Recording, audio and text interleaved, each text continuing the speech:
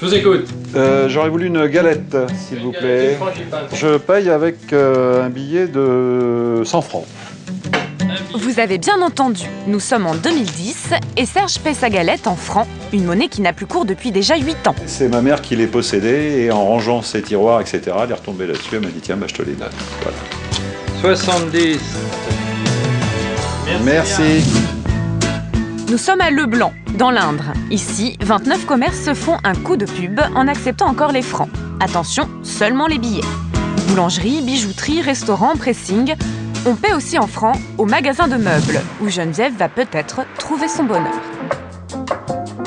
Je cherchais une petite sellette ou un petit meuble, un petit guéridon. Bon, comme je vois qu'ils reprennent les francs, ça va bien m'arranger. J'ai à peu près 1000 francs. Il faut le savoir, il y a encore 4 milliards de francs en circulation. Sous le sommier, au fond d'un placard, quand ils sont découverts, ils font encore des heureux. Du coup, dans le village, les commerçants malins affichent leurs prix en euros et en francs. Ce n'est plus obligatoire depuis 8 ans, mais cela aide les clients. Je vais prendre celui-ci, hein, il est bien complet. Il fait 1082 francs 33. Voilà. J'arrondirai le prix à 1000 francs si vous voulez. Je profite des soldes alors. Ce qui fera voilà, aux environs de 150 €. D'accord. Voilà. 15 € de gagné en arrondissant le prix en francs. C'est une bonne affaire. C'était pour la somme convenue, ce qu'on avait dit, pour 1000 francs. Voilà. Ah, c'est gentil, merci. Attention, les pièces de monnaie et certains billets ne valent plus rien. Les commerçants du blanc comme la Banque de France ne les acceptent plus. Seule la dernière gamme est encore reprise. Vous pouvez les changer jusqu'en 2012. Il s'agit de ces billets de 500 à 20 francs. D'après les experts, 4 milliards de ces francs sont encore dans la nature. Alors j'ai 300 francs aujourd'hui avec moi. D'accord. Alors ça moi fait à peu près 45 €. Cette idée d'accepter les francs, c'est Sylvie qui l'a eue. Elle tient une boutique de vêtements. Oui, 300. Ça vient de toute la France. On voit énormément de billets passer.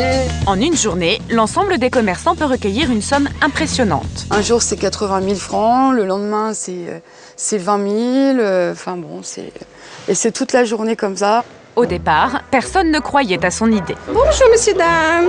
Bonjour, madame. Désormais, le succès est au rendez-vous dans tous les commerces participant à l'opération.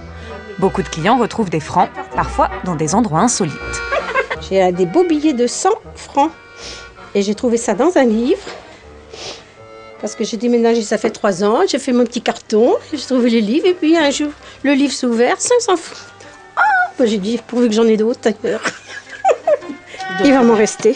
Pierrette paie ses chaussures en francs et récupère sa monnaie en euros. Pour elle, la nostalgie du franc est toujours présente.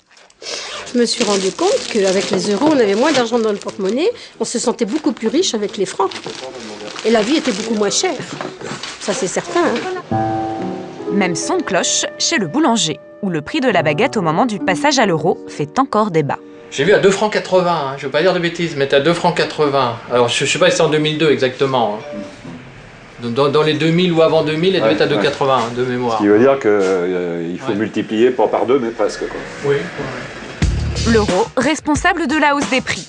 Nous avons demandé à un économiste ce qu'il en est réellement, histoire de casser une bonne fois pour toutes les idées reçues. L'euro est très marginalement responsable de l'augmentation du coût de la vie depuis 10 ans. On a déjà peut-être tendance à oublier le fait que ça fait très longtemps que le prix de la baguette de pain n'était pas à 1 ou 2 francs. Ça ne date pas de 2002. En 2002, on avait une baguette de pain dont le prix s'élevait à 4,50 francs à peu près. Donc aujourd'hui, on est à un peu moins d'1 euro, c'est-à-dire qu'on est aux alentours de 6 francs en réalité. Donc oui, on a eu une augmentation, mais cette augmentation, d'une part, elle n'est pas seulement liée au passage à l'euro, elle est liée aussi à l'inflation qu'on observe en tendance dans toutes les économies développées, et puis elle reste finalement relativement limitée.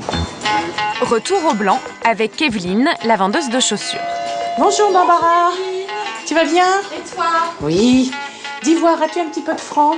Oui, 200 francs. Ok. Comme toutes les semaines, elle collecte les francs dans les magasins qui participent à l'opération. 1000, 2000, 3000. Elle ira ensuite convertir les billets au siège de la Banque de France situé à plus d'1 heure de voiture et rendra le change en euros à chaque commerçant. Pour l'instant, c'est l'heure des comptes. Donc aujourd'hui, il y a 10 350 francs, ce qui fait un total de 1 577,85 €. Donc jusqu'à maintenant, on a ramassé 1 million de francs. Donc ce qui fait qu'on a maintenant 1 million, comment on dit? Je ne sais plus compter en francs. 1 11 640 francs, Evelyne. Et tout cela récolté en 3 ans. Une aubaine pour le chiffre d'affaires. Jean-Claude de Roche est numismate et billettophile. Il connaît une autre façon de faire de bonnes affaires avec le franc. Faire ses fonds de tiroir. Certaines pièces peuvent avoir de la valeur et ce ne sont pas forcément celles que l'on croit. Là, j'ai toutes les pièces rares qui ont été émises sur cette époque du franc, à commencer par la petite pièce d'1 centime pour l'année 91, avec un tirage extrêmement faible, et c'est une pièce qui se négocie entre 1000 et 1500 €. Soit 1 million de fois plus que sa valeur. Les billets non échangeables peuvent aussi avoir la cote et bien cacher leur jeu. Vous pouvez avoir un autre cas de figure sur un billet comme ça, qui est sorti d'un distributeur, il y a une très grande faute d'impression. Il se retrouvait juste imprimé d'un côté. Alors évidemment, c'est des choses qui sont très très rares, mais qu'on peut très bien retrouver chez soi. Ce drôle de billet de 100 francs est quand même estimé à 500 €. Des fautes d'impression aussi spectaculaires, on en retrouve aussi sur les billets encore échangeables jusqu'en 2012. Observez-les bien avant de vous précipiter à la Banque de France. Et regardez bien les numéros. Plus ils sont petits, plus ils valent cher. Pascal, Montesquieu ou Delacroix, les vôtres ont peut-être de la valeur. Je ne sais même pas combien il y a encore de francs en circulation, il paraît qu'il y en a beaucoup quelques milliards, donc on a encore des chances de trouver des bonnes choses. Ouais.